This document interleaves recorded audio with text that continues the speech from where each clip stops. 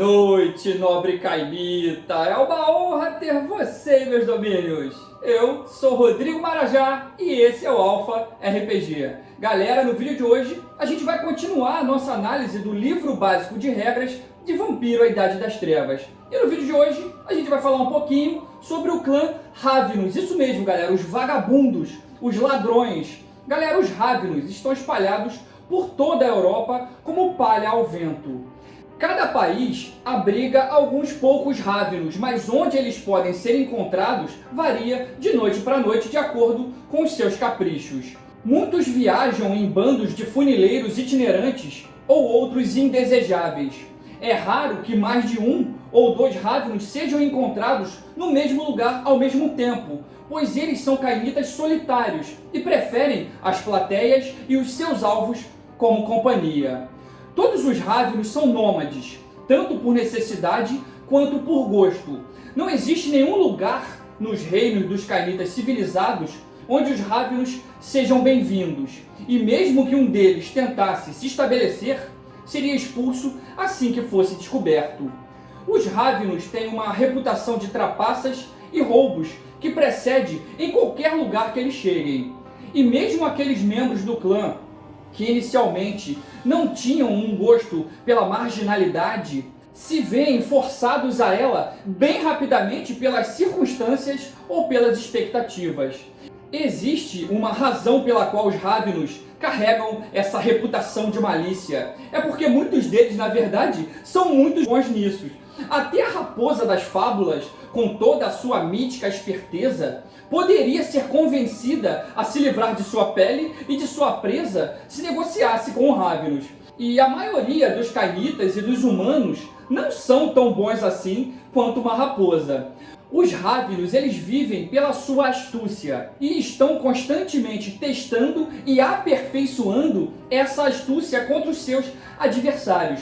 Jogos de conchas, furtos enrolados, contar histórias por moedas, vender relíquias sagradas e uma dúzia de outras artes para separar os tolos de suas posses. Esses são os cartões de apresentação do clã Ravenous. A maioria desses vampiros, galera, expressará enorme admiração profissional por qualquer não Ravenous que tente ganhar a vida na área deles. E então ele roubará todos os bens desse tal intrometido. Não há nada que um Ravenous dê mais valor do que a sua liberdade.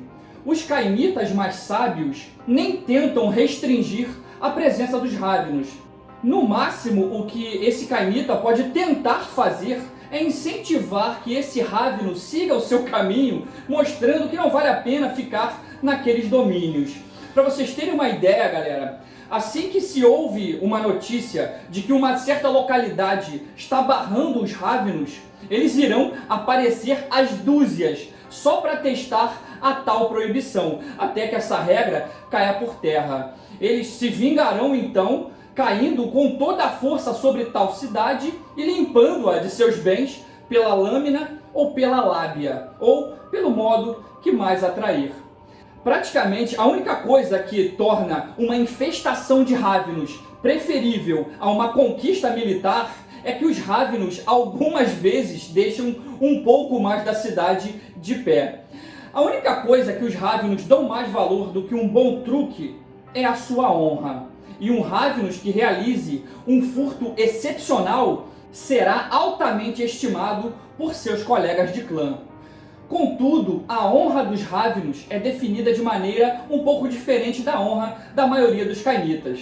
Um Ravenous nunca quebrará a sua palavra, desde que tenha cuspido na palma da sua mão e trocado um aperto de mão. De outra forma, não importa quão assustador seja o tal juramento, ele simplesmente não conta e pode ser quebrado sem nenhuma cerimônia. Um Ravenous irá até o fim do mundo para vingar um insulto ao seu bom nome, mas depende, claro, de cada Ravenous decidir o que constitui realmente esse insulto. Finalmente, um Ravenous não irá trapacear ou roubar de um colega de clã, ou de alguém que ele considere um amigo ou um irmão. Agora, o resto do mundo é área livre para todos os roubos. Galera, sobre a aparência dos Ravenos, eles gostam de se vestir com roupas remendadas e panos com cores bem alegres, ostentando seu status de maltrapilhos com muito orgulho. Alguns que viajaram para longe de casa têm as feições do Oriente Longínquo e a maioria tende a vir de mortais forasteiros ou mestiços. Quanto aos refúgios, pouquíssimos Ravenos têm qualquer tipo de refúgio fixo. Muitos têm vagões ou carroças que servem para esse propósito, mas muitos outros encontram abrigos de noite para noite. E essa paixão por viajar e o dom para toda essa malandragem são tudo o que é necessário para ser abraçado pelo clã Ravenous. Algumas linhagens mortais, como aqueles que um dia serão chamados de ciganos, são os preferidos, né? Mas fugitivos e artistas de rua de todas as etnias têm encontrado espaço dentro do clã. A maioria dos Ravenos vem dos ambulantes, ladrões e errantes. Contudo, bandoleiros e músicos também são escolhas bem lógicas para a introdução ao clã. Comediante é a natureza mais comum entre os Ravenos e eles tendem sempre a seguir o caminho do paradoxo. Galera, as disciplinas do clã são animalismo, quimerismo fortíssimo, quimerismo é maravilhoso, e fortitude. E a fraqueza do clã, galera, é que cada Raveno tem uma queda por um tipo particular de trapaça, como mentir, furtar, jogar ou trapacear no jogo. Essa especialidade deve ser escolhida no momento da criação do personagem, e o personagem deve exercê-la sempre que for possível. Um teste de força de vontade de dificuldade 6 é o necessário para resistir àquela tentação de se divertir quando surge a oportunidade. Quanto à organização do clã, galera, a estrutura do clã Ravenous é bem resumida. Um antigo provérbio árabe explica muito bem. Eu contra o meu irmão, eu e meu irmão contra o meu primo, eu, meu irmão e meu primo contra o estranho. Galera, esse provérbio árabe quer dizer que todos os Ravenos são inimigos uns dos outros, mas eles se unem aos mais próximos para combater uma ameaça externa que possa afetar a todos. Assim, galera, para falar a verdade, os Ravenos eles não estão presentes em toda a Europa, tá? Em números significativos. O seu povo, os ciganos, está atualmente se movendo lentamente para o ocidente, se espalhando através da Europa. Por enquanto, a maioria é encontrada ao redor das cidades do Oriente, através das terras árabes e no norte da Índia, e tão longe ali quanto a China. Existem poucos grupos de vampiros Ravenos ao redor do Mediterrâneo Oriental. Eles têm um príncipe na cidade dos Cruzados do Acre, aonde os cainitas sombrios, né, os setitas, os assamitas, os laçombras, etc., frequentemente se encontram para comercializar mercadorias e informações e fazer também, né, planos e travar algumas alianças. E eles têm uma comunidade no porto ali controlado pelos setitas de Alexandria. Desse porto, pequenos bandos de salafrários visitam Constantinopla, Veneza e outros portos europeus para roubar ou extorquir os cainitas e os mortais de lá. Muitos vampiros se ressentem desse modo com que os Ravenos trapaceiam, roubam ou enganam os outros clãs. Os Ravenos acreditam, na verdade, que eles têm o dever sagrado de impedir que os outros se tornem ligados demais às coisas voláteis, posses, crenças, esse tipo de coisa, né? Contudo, eles percebem a diminuta visão que os forasteiros têm de todas as suas atividades. Então, por enquanto, os Ravenos são uma coleção maltrapilha de errantes e solitários, nada parecidos com os clãs hierárquicos da Europa nesse momento. Então, para eles, só restam as estradas secundárias e os becos de agora até o final. Sendo assim, galera, os Ravenos têm pouquíssima força militar na Europa. Se ameaçado com violência, o charlatão simplesmente irá rir e partir rapidamente, se for necessário. Se um deles precisa causar danos a um inimigo, ele tentará ludibriar o seu inimigo, né, para que ele entre em um conflito mortal contra um outro cainita, né, de preferência até mesmo um outro inimigo. E se tudo correr bem, os dois ficarão se engalfiando, né, tempo suficiente para o Ravno poder deixar aquele local e seguir tranquilamente o seu próprio caminho. E se o Ravno não conseguir, né, jogar um inimigo contra o outro para ele poder ficar tranquilo, ele simplesmente tentará escapar da forma mais fácil possível naquele momento.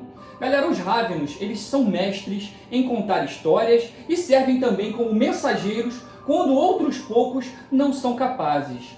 Eles trazem notícias de lugares distantes e, se necessário, eles estão dispostos a dar as notícias da forma que for mais vantajosa para eles.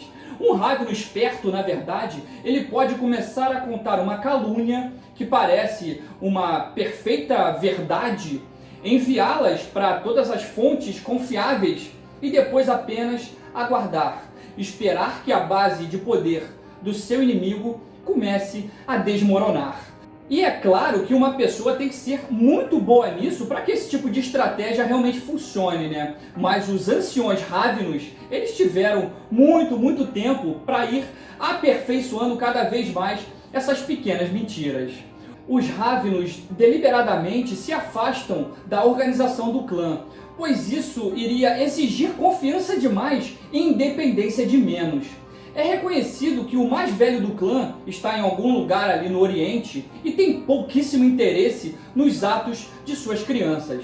Contudo, sempre há algum respeito, ainda que de má vontade, entre os Ravnos.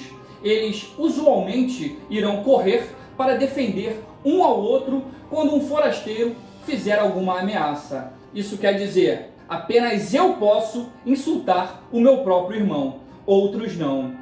Galera, na Idade Média, os charlatães, eles estão, na verdade, cuidadosamente examinando a Europa. Esses anciões Ravnos que andam pelas terras da Europa são, de certa forma, batedores, tentando aferir a melhor época para que a maioria do clã retorne. O estilo de vida nômade é a mais importante faceta da não-vida Ravnos. Se fossem acorrentados a um lugar por muito tempo, eles provavelmente ficariam malucos, assim como os malcavianos. Até um certo ponto, os Ravnos têm procurado fazer amizade com os Gangrel. Olha como é que são as coisas, né? Aqui eles chamam de primos, para melhor sobreviverem nas longas e selvagens estradas. Os Gangrel, eles não acolhem tais tentativas, eles não aceitam isso, eles têm um enorme desprezo por esses trapaceiros. Isso, na verdade, não detém os Ravnos, cujo senso de humor os mantém sempre bem dispostos, mesmo quando confrontados com o Cainita rosnante e bestial, acompanhado de sua manada. Muitos habitantes locais chamam os errantes Ravnos de portadores de pragas e aves de mau agouro. O forasteiro, galera, é sempre visto com desconfiança, né? E principalmente em tempos de guerra. E, portanto, os Ravnos, eles se mantêm o mais distante que podem das batalhas e desses conflitos mesquinhos por toda a Europa. Eles evitam, né, participar dessas guerras, principalmente as guerras entre os Tizimice e os Tremer, né? Mas eles não têm aversão em negociar com qualquer um dos dois lados. Essa aqui é a verdade. Assim, galera, os clãs mais preocupados com o decoro cortês, eles sempre tentam um jeito de tirar os Ravnos de seus domínios, né, por qualquer motivo que consigam encontrar. Os vagantes Ravnos, eles têm sido ameaçados também por muitos ataques de lobisomens nessa época medieval. E devido aos excessos sanguinários de muitos dos vampiros, isso acaba incitando outras atividades sobrenaturais. Isso também faz com que os solitários charlatães encontrem as longas estradas cada vez mais perigosas. Galera, na crônica que nós tivemos aqui no canal, a Hermannstad Transylvania by Night, nós tivemos a presença de um Ravno, né? Foi bem legal. O Ramires Solano, que foi interpretado pelo Cristiano Cristo, do canal Crônicas da Meia-Noite, e foi legal demais, né? Logo na primeira participação do Cristo, ele recitou 2 fábulas na casa da príncipe, né? Para entreter os membros, inclusive em especial para agradar ali o arcebispo La Sombra, né, o Ambrósio Luiz Monsada, e ele usava o quimerismo, né, o poder dele, para trazer as imagens que ilustravam as suas palavras no meio da apresentação. Foi legal demais, foi bem bacana. E nessa mesma sessão, um pouco antes dessa cena, né, dessa apresentação, o Ramires, inclusive, furtou o anel do arcebispo. Depois vocês deem uma olhada, galera, o vídeo que fizemos sobre o personagem do Cristo, né, sobre o Ramírez, ficou bem bacana, e também o vídeo sobre a nossa crônica, tá? Eu recomendo bastante.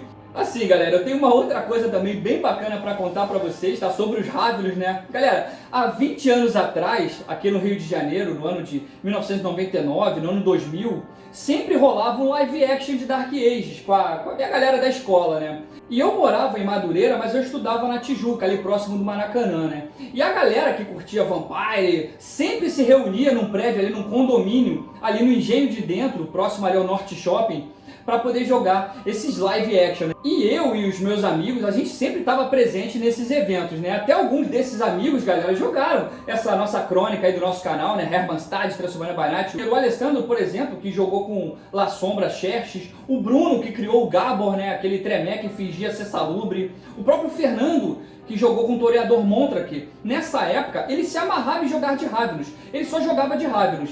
E quando a gente chegava nos lives, geralmente só tinha ele. Só o Fernando jogava de Rávilos, mais ninguém. Dali, sei lá, tinha 30, 40 pessoas no live e só ele era Rávilos. Até que um dia, galera, um camarada meu, o Rodrigo Vaca, que jogava com Tizimice direto, ele se amarrava em jogar de Tizimice, ele levou o primo dele pra conhecer a nossa galera e jogar com a gente. Ele levou o Sirius, que era o primo dele. Galera, e simplesmente o Sirius escolheu jogar de Rávilos também.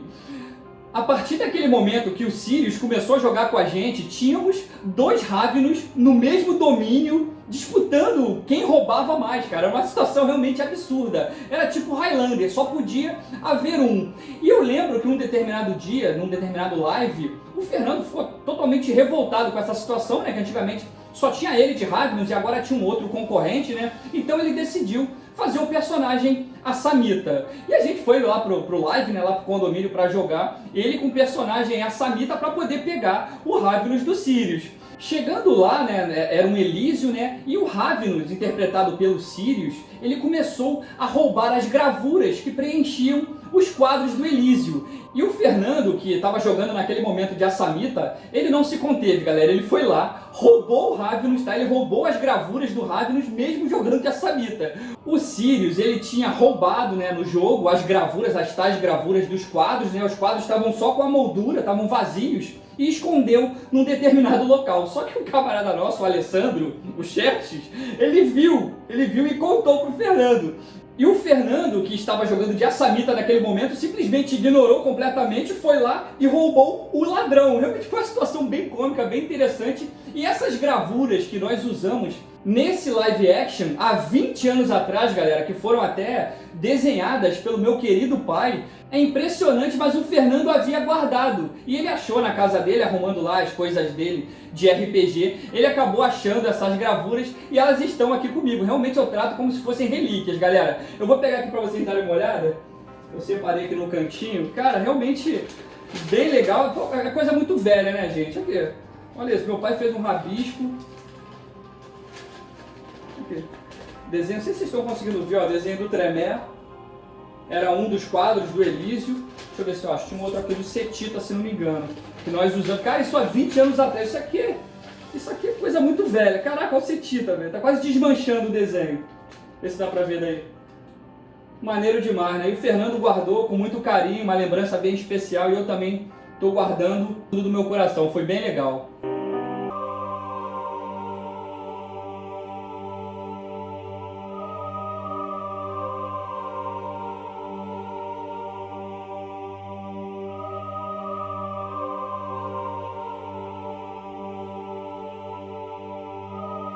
Maneiro demais, galera. Realmente eu fiquei muito feliz quando eu recebi esses desenhos do Fernando. E eu tenho aqui em casa também 2 outros quadros, tá? Quadros de verdade, tá? Pintados, emoldurados, quadros grandes que meu pai pintou pra mim em 2006, também tem bastante tempo. E que atualmente decoram aqui a minha casa, aqui na subida pra cá pro escritório, né? Um dia eu vou filmar pra vocês, tirar umas fotos e postar um vídeo. Os quadros são bem bacanas, ficaram bem bonitos.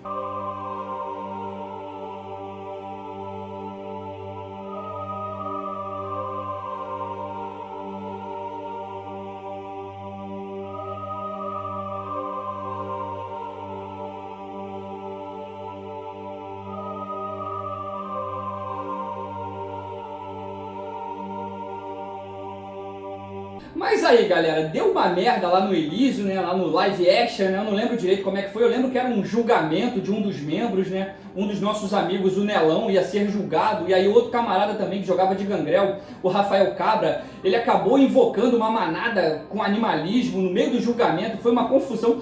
Eu só sei que deu uma merda federal. Mas foi muito maneiro. Esses jogos eram bem bacanas, né? Pra vocês verem como é que são as coisas, né, cara? Um verdadeiro Ravno realmente ele não consegue mudar. Agora, uma pena eu ter perdido o contato dessa galera, né? Alguns eu ainda tenho contato pelo Facebook, né? O Comuna, Nelão, o Churreia, o Cabra. Mas a galera do Engenho de Dentro, que organizava esses lives, né? A galera da escola, infelizmente, eu nunca mais vi, né? O Vaca, o Sirius, o Rodrigo Sabá, o Pedro Peludo, o Peixe Moído, Rafael Neutro, Leandro, o Grump, o Elton, o Macarrão, o Slot, o Estranho, o Ratão, o Árvore Parada, saudade do Árvore Parada, o Nerd, o Aides, o Jacaré, o Mangá, o Calcinha. Pô, galera, realmente eu sinto maior saudade dessa galera. A galera era muito doida. Mas a vida adulta acaba afastando, né, galera? Não tem jeito, a vida adulta cobra. Mas é isso, galera. Eu espero que vocês tenham gostado, tá, do vídeo de hoje. A gente caprichou bastante nesse conteúdo. Eu vou falar da próxima vez, tá? No próximo vídeo a gente vai falar também da Ravnos do Urgacim. A gente vai trazer mais a fundo a história dessa vampira bem importante.